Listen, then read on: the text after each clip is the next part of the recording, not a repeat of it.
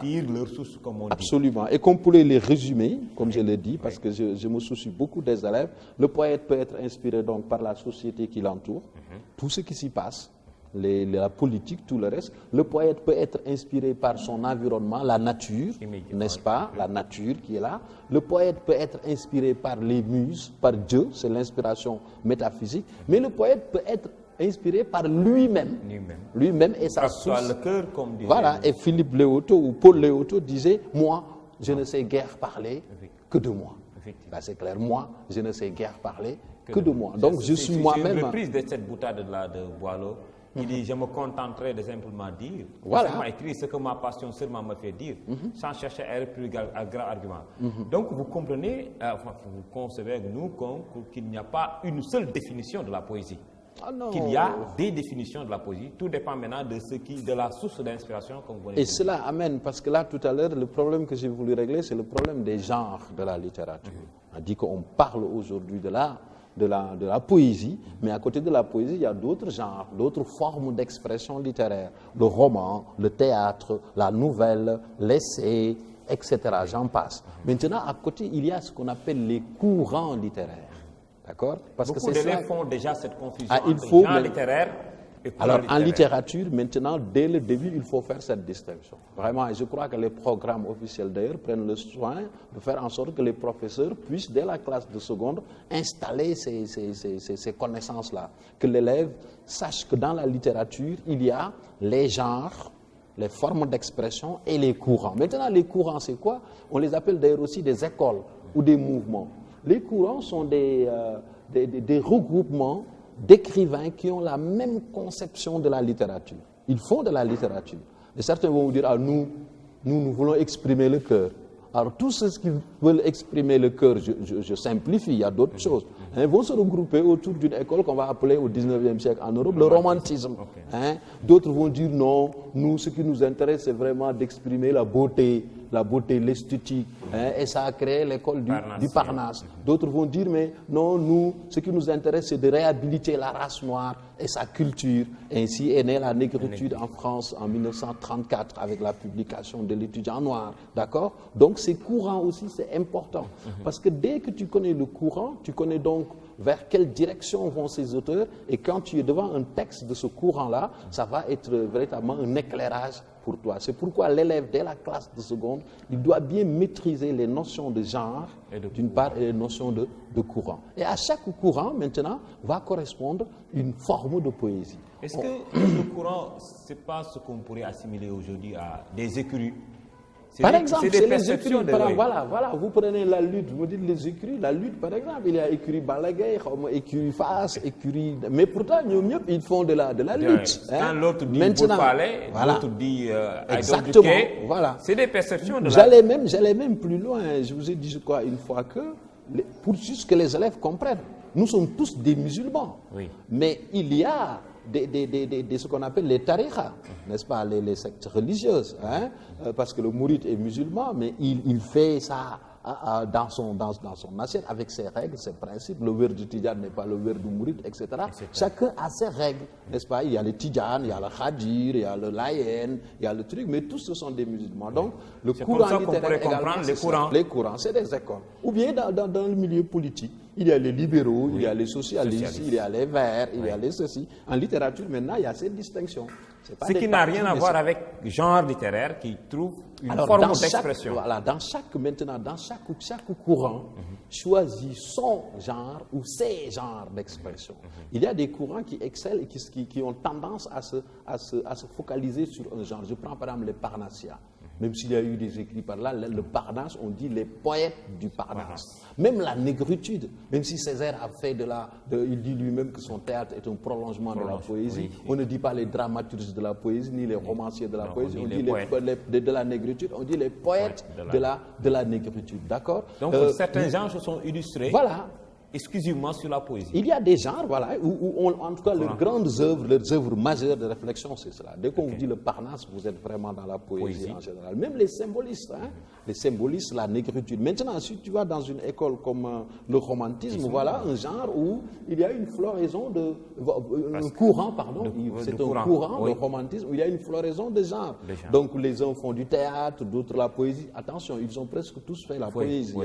Vous prenez quelqu'un comme Hugo, c'est le chef de file du romantisme, mais Hugo, il a goûté à toutes les sauces intellectuelles de son époque. Hernani, c'est une pièce de théâtre. Voilà, il a pratiqué tous les genres. Et dans son cas, lui, c'est un destin exceptionnel. Il a pratiqué tous les genres majeurs et il a excellé dans tous les genres. Vous lisez du Hugo romancier, vous dites, ah oui, c'est le meilleur. Vous prenez le poète, vous dites vraiment, ça, c'est le meilleur. Vous allez avec Hernani, le dramaturge, vous dites, Hugo, c'est le meilleur. Mais avec ça, c'est des dons. Dieu vraiment crée des gens à qui Hugo avait ce don quelque part. Donc, ce qu'il est bon de comprendre pour les élèves aussi, à ce niveau de nos échanges, c'est qu'ils sachent que à chaque fois qu'on leur parle de courant littéraire, un mouvement donc littéraire, une réunion d'écrivains, de poètes, parce que nous sommes dans la poésie, ils doivent se demander, mais quel est le genre à travers lequel ce courant s'est exprimé. Ou si c'est plusieurs, quels sont les genres dans lesquels ce courant s'est exprimé.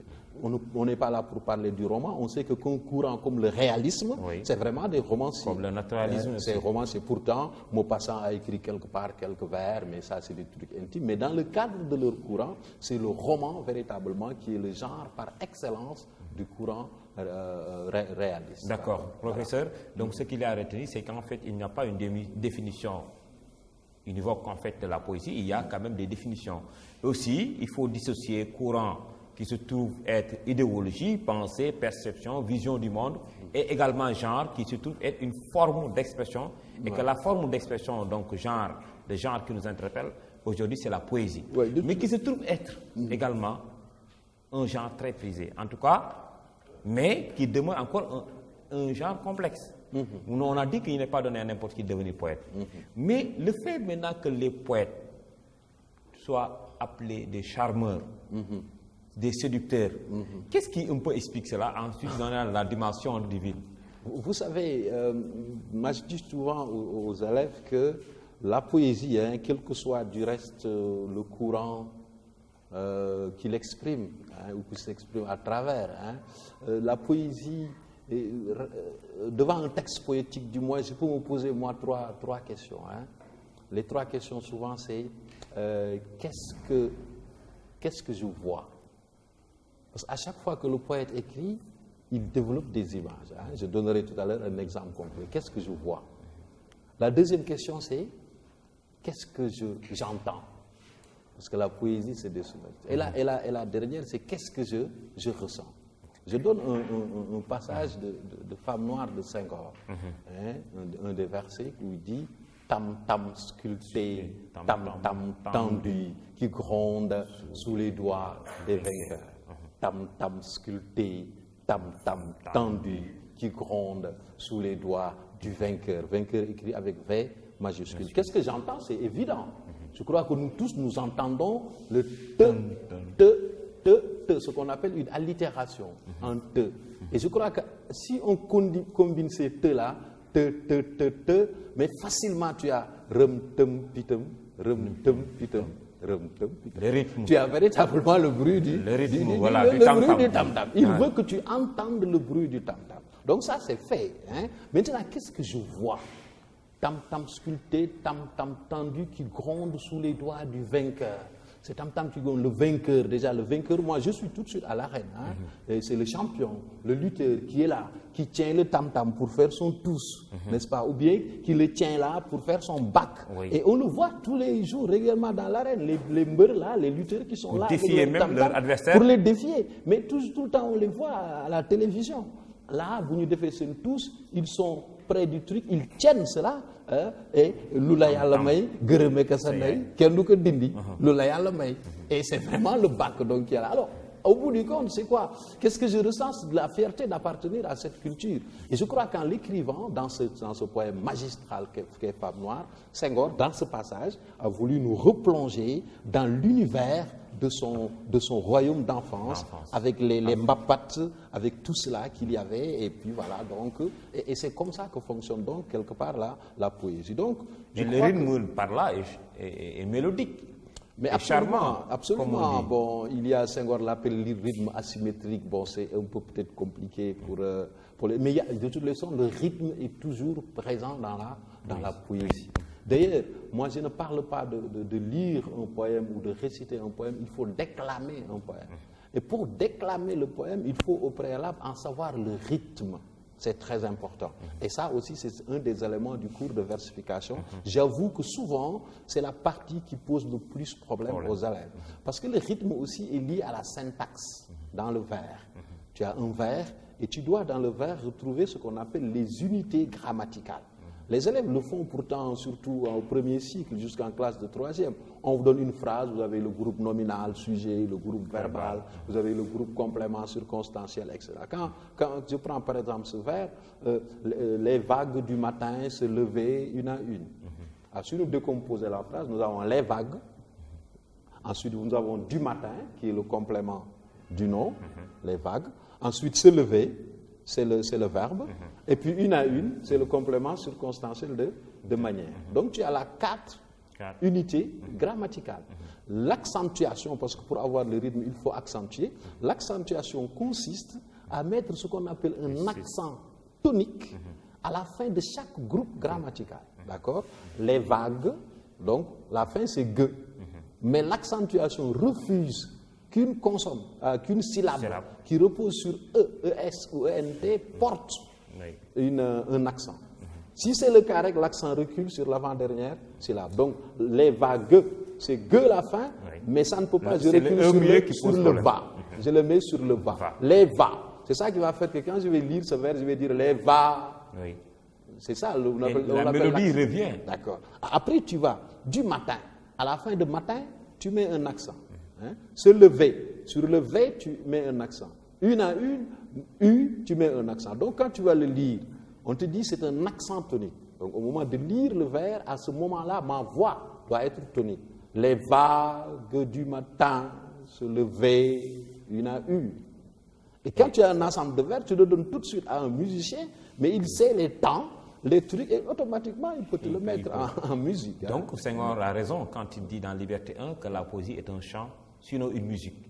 La poésie est chant, la poésie est musique. On ne peut pas, d'ailleurs, les élèves, même dans les classes du premier cycle, le savent. Ce qui fait qu'on fait des récitations, il y a déjà les rimes.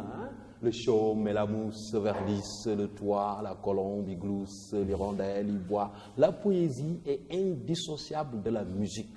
Parce que dans la poésie, il y a des sonorités, il y a des rimes. Je vais vous parler du rythme, d'accord? Il y a tout cela qui fait que on ne peut pas. Ce sont deux formes d'art, parce que nous avons deux formes d'expression artistique qui se complètent.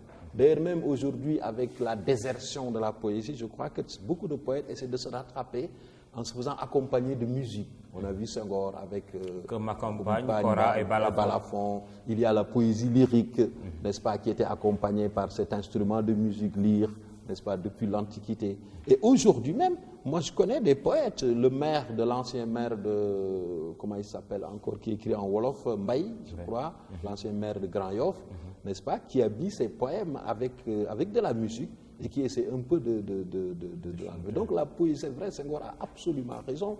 La poésie est musique. Et avant lui, déjà, rappelle-toi le mot de Verlaine, de la musique. Avant toute chose. Et pour ce faire, préfère l'impair, plus vague et plus soluble dans l'air, mais de la musique, avant toute chose. Et tout est, du moins dans cette forme de poésie versifiée, parce qu'il existe une autre forme de poésie, la poésie écrite en prose, mais qui obéit aussi à, il n'y a pas la rime, mais il y a toujours le rythme, il y a les assonances, n'est-ce pas, il y a les sonorités, il y a les allitérations, je veux dire les sonorités de manière générale. Donc, quand tu lis un texte en prose poétique, c'est par ces éléments-là que tu peux le faire, parce que tu peux accentuer un texte poétique écrit en vers, d'accord?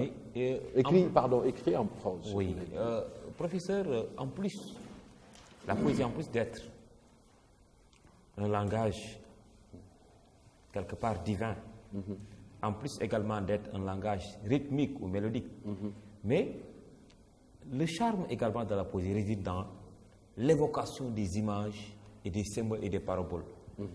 Baudelaire dirait même que nommer un objet, c'est lui faire perdre je crois que c'est Mallarmé. Mallarmé. Un objet, c'est diminuer les trois quarts de sa valeur.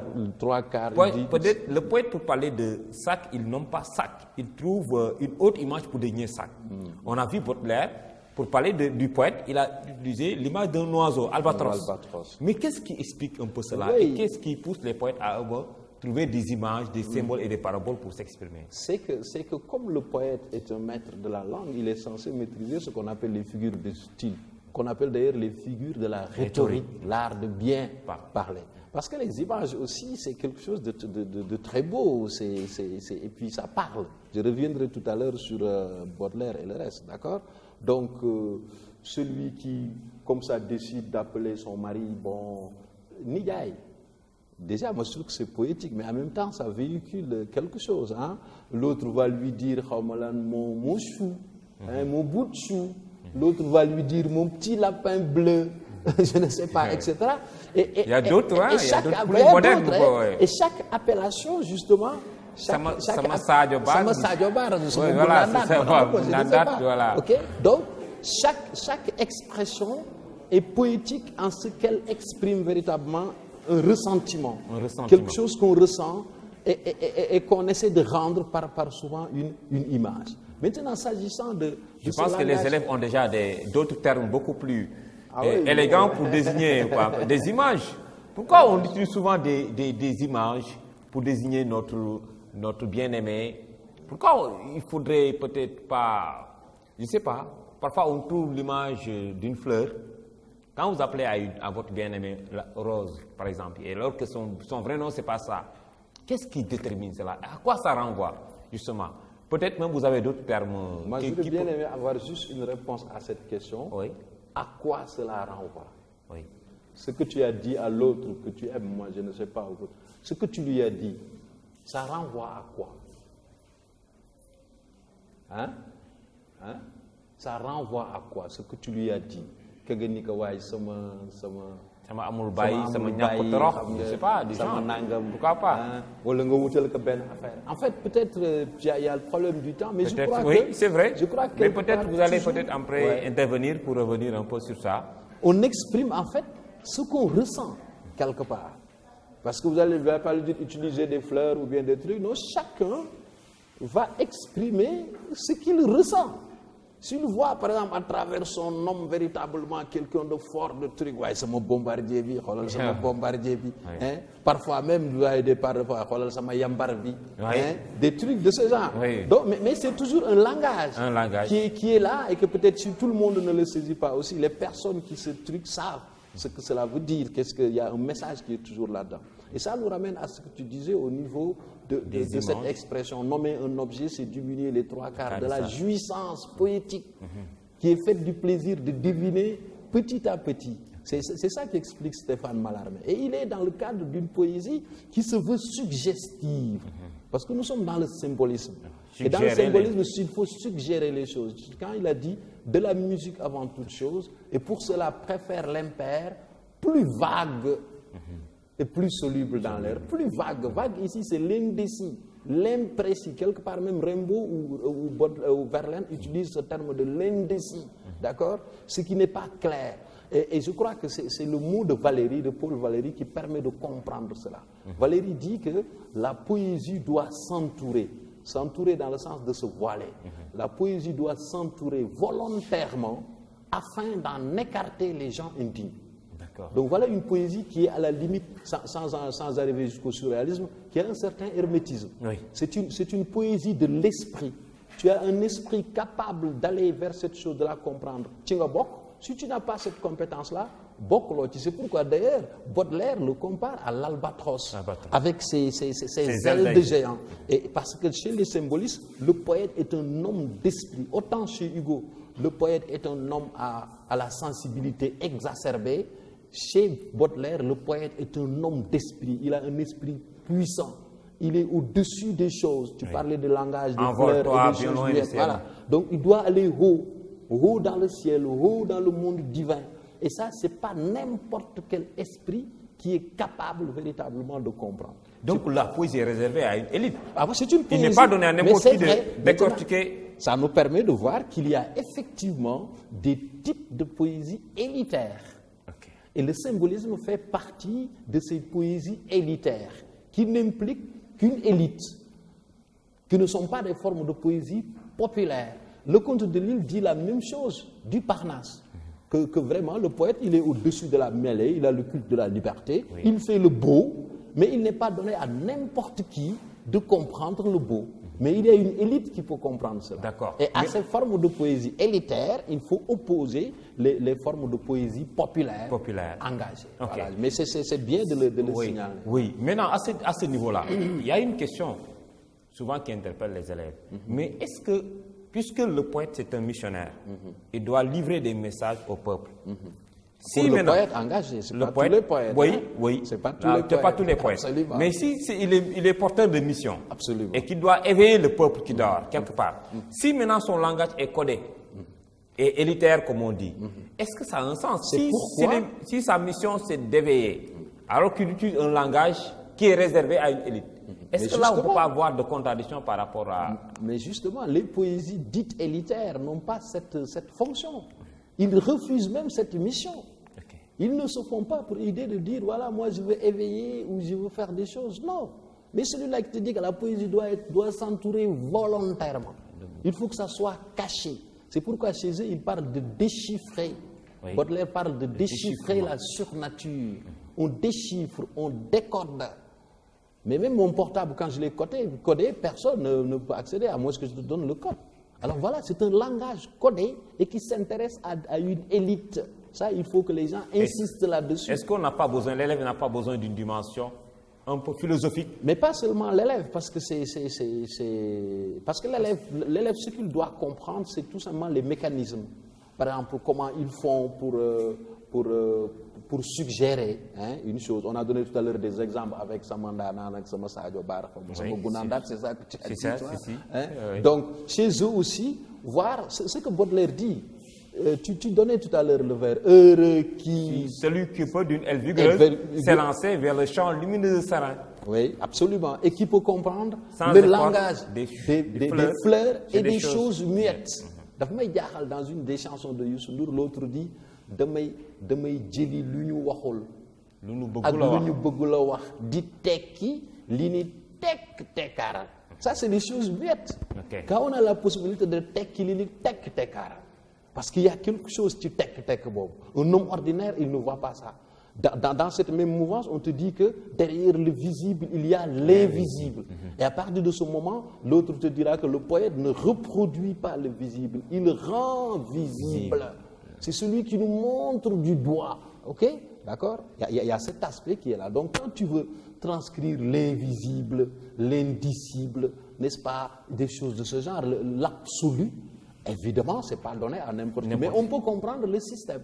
On peut lire, parce qu'il ne faut pas que les élèves pensent que non, ils sont fermés à la poésie, que c'est hermétique, voilà. Non, il y a on a besoin d'une dimension philosophique. D'une culture, voilà, je crois que ça nous cultive. Et puis, au fur et à mesure qu'on pratique une poésie, on finit par en percer les mystères. Ce qui ne veut pas dire qu'on va devenir poète. Hein? Mais, en guise d'exemple, prenons ce vers de Guillaume Apollinaire. La terre est bleue comme une orange. Oui, je crois plutôt que c'est Paul Éluard. Paul Éluard. Mais là, la terre est bleue comme une orange. Même les élèves doivent être sûrs. Maintenant, comment vous pouvez comprendre autrement, si vous suivez bien le débat et les explications du professeur, comment pouvons-nous expliquer autrement ce vers-là? La terre est bleue comme une orange. La terre est bleue comme une orange. Vous leur donnez des vertiges là. Voilà. Comment? Oui. Tu veux dire que la terre a la forme d'une orange. Ok. Maintenant, la notion de bleu, ça renvoie à quoi? La terre est bleue. Comment on peut comprendre autrement la notion de bleu?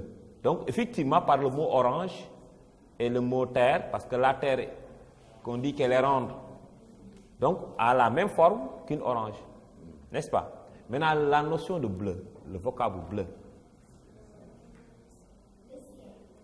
Le ciel est bleu. Mais on a dit la terre. Oui, une autre élève. Oui. Quand le poète dit bloc bleu, il veut dire que la plus grande partie de la terre est occupée par les océans. C'est pour cela qu'il fait référence à la terre, un grand bloc bleu. D'accord, merci. C'est très bien, merci. C'est très bien expliqué, hein, vraiment. L'autre question de derrière. En fait, j'ai 2 questions à poser à M. Ndiaye. La première, c'est d'où vient l'idée de la poésie? Et la deuxième, c'est est-ce qu'aujourd'hui la poésie peut jouer un rôle dans l'éveil des consciences et dans la dénonciation des injustices ou des travers dans la société? Est-ce que forcément dans les vers, on a besoin de rimes? D'une manière générale, à quoi sert la poésie? Quelle est l'importance de la poésie dans la vie? Deuxième question. Quelles sont les sources d'inspiration de la poésie?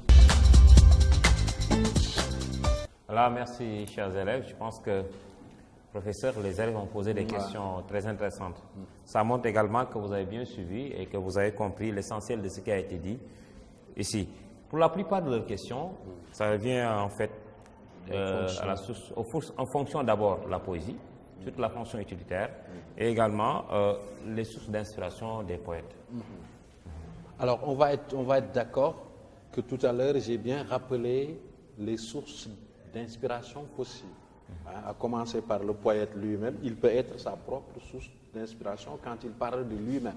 Et là, on dit que la poésie est lyrique. Les sentiments, le cœur. La notion de lyrisme, est-ce qu'il ne faut pas expliquer d'où vient le mot lyrisme? Oui, lire, c'est un instrument de musique au son mélancolique. D'ailleurs, on oublie souvent que la lyre est l'instrument symbole un peu du romantisme. Parce que d'ailleurs, je taquine les élèves en leur disant que cet instrument de musique a des sons qui vous touchent. En Wolof, je l'ai dit, Bouy Daw Sayaram. Ça peut ressembler un peu à la sitar. Il y a un instrument dans la musique hindoula. Sitar. Bouy Dawalee rek Sayaram day daw quoi. Je sais pas, chacun peut imaginer. Moi, instrument hindou bobu rek.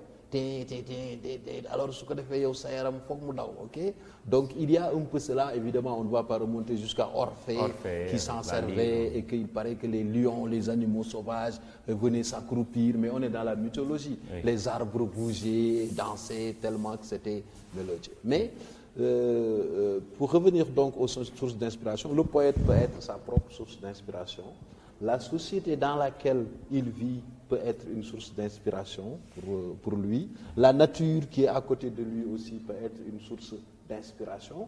Maintenant, il y a une autre source d'inspiration qu'on dit une inspiration d'origine mystique, métaphysique. C'est lorsqu'il dit que c'est Dieu qui l'inspire, c'est les déesses qui l'inspirent, ce sont les muses qui l'inspirent. Donc, c'est une source d'inspiration qui relève de l'irrationnel. Nous sommes d'accord. Donc ça, je crois que je l'ai bien réglé en début et il faudrait que chacun le retienne parce que c'est très important. Très rapidement sur la question sur les rimes, non. Il y a de plus en plus d'ailleurs dans la poésie moderne, mademoiselle, des poèmes qui ne sont pas rimés. Ça commence déjà avec les surréalistes même, lorsqu'ils ont voulu un peu remettre en cause les règles. Et il faut comprendre qu'on peut faire de la musique dans un poème sans pour autant recourir à la rime. La rime fait partie de ce qui donne la musique à la poésie. Même pour une autre question, j'en profiterai pour répondre. La poésie n'appartient à personne, la poésie appartient à l'humanité.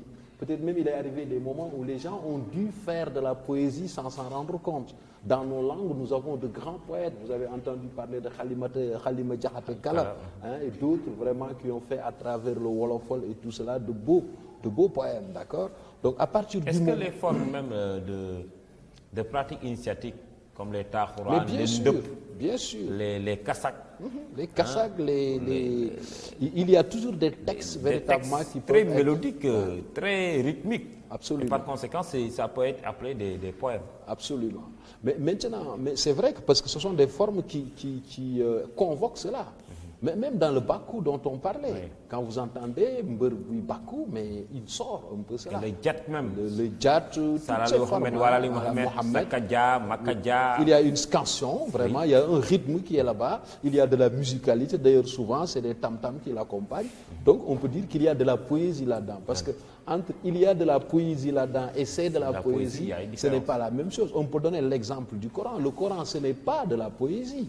Ça, même le Coran l'interdit d'être considéré comme de la poésie. Ce n'est pas un poème, le Coran, ce n'est pas des poèmes. Mais par contre, on peut dire que le Coran est très poétique. Les passages sont très poétiques et on retrouve les phénomènes de rime. Washamsi wa duhaha, wal qamari iza talaha, wal nahari iza jalaha, wal layli iza ya'ashaha, wa sama'i wa j'allais dire, etc. Sadaqallahu al-azim. Donc, voilà, il y a toujours véritablement cela. Et ça met en évidence d'ailleurs la musicalité de la poésie. Maintenant, je voudrais, avant de parler des rôles, je voudrais dire un mot sur le vers de Éluard. La terre est bleue comme une orange. Moi, vraiment, je salue les élèves. Ils ont montré qu'ils sont très perspicaces d'avoir compris l'origine de la couleur bleue, tout cela, la forme de l'orange. Mais quand même, c'est toujours étonnant de dire la terre est bleue comme une orange.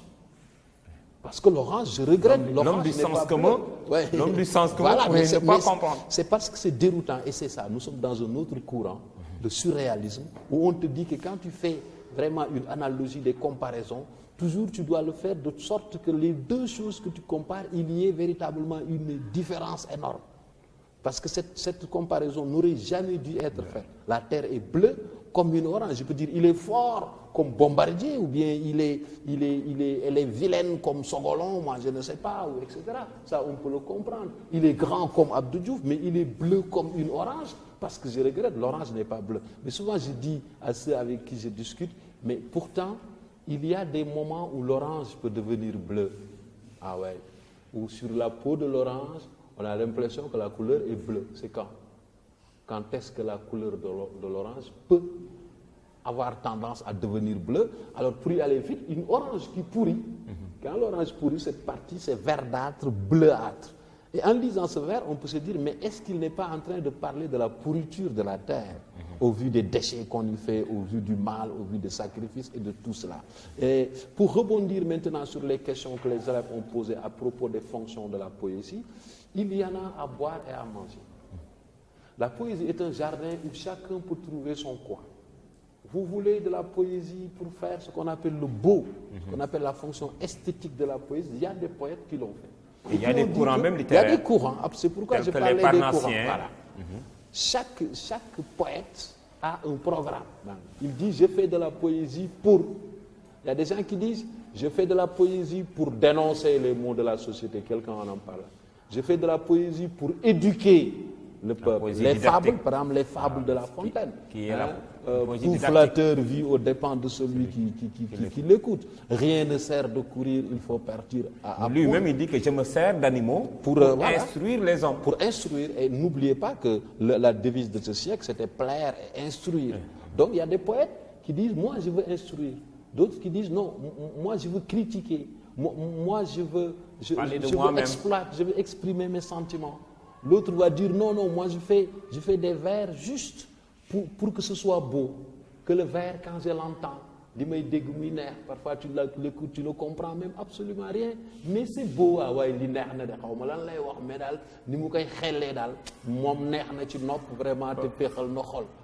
Comme illustration, on nous parle d'un humoriste qui dit qui regarde une femme qui lui dit, Mademoiselle, vous êtes dotée d'une beauté sublime qui bloque ma circulation sanguine. Finalement, on ne comprend pas une beauté sublime qui bloque sa circulation sanguine. C'est crise cardiaque. Voilà. Mais dans l'apparence, ça n'a pas, mais quand même, il y a les rimes. Ouais. Ce que je veux dire, en fait, et lui dit également, ta voix est la plus belle mélodie qui me fait nim, nim, nim. Nim, voilà. Nim, ça n'a pas de sens. Absolument. Mais que les élèves comprennent que il y a de la poésie pour tout. Et les gens vont choisir les courants selon cela. Maintenant, évidemment, tous les courants littéraires qui ont voulu mettre leur plume au service d'un idéal humain, qui ont voulu éduquer, qui ont voulu instruire, qui ont voulu dénoncer, qui ont voulu combattre, etc., qui ont voulu éclairer la voie du chemin, généralement, c'est ce qu'on appelle les poètes engagés. Engagés, ok. D'accord. Et effectivement, avec l'engagement politique, l'engagement religieux, l'engagement dans la morale, l'éducation, etc., sociale, tout ce que vous voulez. Et il y a d'autres qui disent que, ah non, parce que c'est vous qui m'aviez dit au départ que la poésie, c'est de l'art. Et ils disent que comme l'art, c'est le beau, parce que l'art, c'est la quête du beau. Hein. D'ailleurs, même dans la définition de la littérature, il me semble l'avoir entendu avec Baïtir la dernière fois, que le texte littéraire se distingue des autres textes par cette recherche de l'esthétique. Dans tout art, il y a de l'esthétique. L'esthétique est le sel de l'art. D'ailleurs, ce n'est plus un art, d'accord? Alors, il y a des gens qui disent que donc, moi, je suis poète, je suis un artiste, donc tout ce que je fais, c'est le beau. Je ne vais pas dénoncer, je ne vais pas éduquer, je ne vais pas instruire. Théophile Gautier refuse ces trois choses. Il dit non à la poésie au service de la politique. Non à la poésie au service de la morale ou de la philosophie. Non, même à la poésie au service des sentiments. On lui dit donc, mais la poésie au service de quoi? Il dit la poésie au service du beau.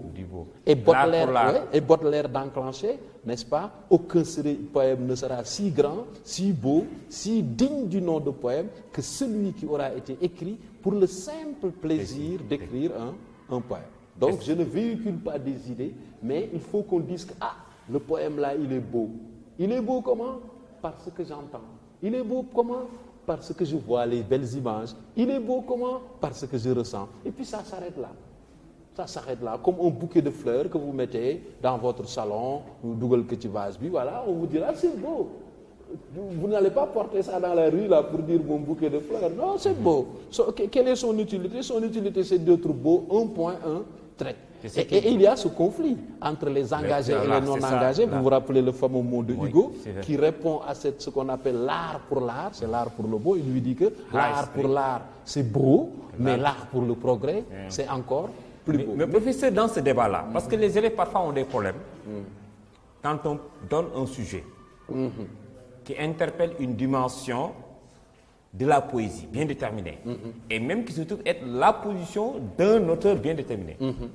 Maintenant, face à une telle interrogation, que doit être le comportement de l'élève? Par exemple, quand quelqu'un dit faire de la poésie, c'est se dire, point. Oui. L'élève qui est en face d'un tel sujet, le sujet qui fait allusion à une position par rapport à ce grand débat-là, de la poésie ou des poètes bien déterminés. Quel est le comportement de l'élève? Comment l'élève maintenant doit appréhender un tel sujet? Oui, je ne vais pas revenir sur les choses terre à terre que les élèves ont déjà appris, les mots-clés d'un sujet. Parce qu'un sujet, il faut le comprendre. Maintenant, je rappelle toujours que le sujet, ce n'est pas seulement la citation, c'est la citation et la consigne. C'est la consigne qui vous permet d'avoir le plan. Discuter ce plan de vue. Mais avant justement d'avoir ce plan, il faut comprendre ce que l'on dit. Et c'est toujours dit à travers des mots. C'est vrai que dans beaucoup de sujets, et là je fais un clin d'œil aux élèves de terminale, dans beaucoup de sujets en réalité, on propose des définitions de la poésie. Et ce qu'il faut savoir, c'est que derrière chaque définition de la poésie, il y a une fonction. La poésie est ornement. C'est la beauté. Orné, paré. La poésie est instrument. C'est un moyen, etc. Donc il doit pouvoir lire dans ces mots. Qu'est-ce qu'on lui dit? Il dit, faire de la poésie, c'est s'orienter, c'est rechercher les quatre points. Donc on définit toujours. Alors il dit donc faire de la poésie, c'est quoi? Il dit c'est se dire, verbe pronominal, qui se conjugue je me dis, tu te dis, il se dit, etc. Donc quand je fais de la poésie, je me dis. Donc on est dans une source d'inspiration que j'avais annoncé tout à l'heure, quand le poète est inspiré par lui-même. Faire de la poésie, c'est se dire. Donc se dire, c'est parler de soi-même, parler de ses sentiments, parler de ses rêves, parler de ses souffrances, parler de tout ce que l'on ressent et qu'on a dans le cœur. Donc l'élève doit quand même, parce que ce sont des sujets qui sont donnés en français, ce sont des citations parfois qui amènent des images, eh bien, comprendre un sujet, c'est aussi comprendre le sens des mots, c'est aussi, n'est-ce pas, décortiquer les images. Souvent, les élèves tombent facilement dans des pièges. On leur dit une littérature qui cherche à embellir la vie, à dispenser le rêve. Dispenser le rêve. Il y a des élèves, malheureusement, dès qu'ils entendent dispenser, Parce qu'on n'entend pas parler, je suis dispensé en EPS. Oui. Alors qu'être dispensé de est différent de dispenser quelque chose. Le professeur dispense des cours. Donc, soit si tu comprends dispenser de, tu vas dire que ça va me priver de rêve. Or, non, c'est le contraire. Ça me permet justement, au contraire, de rêver. Donc, les sujets sont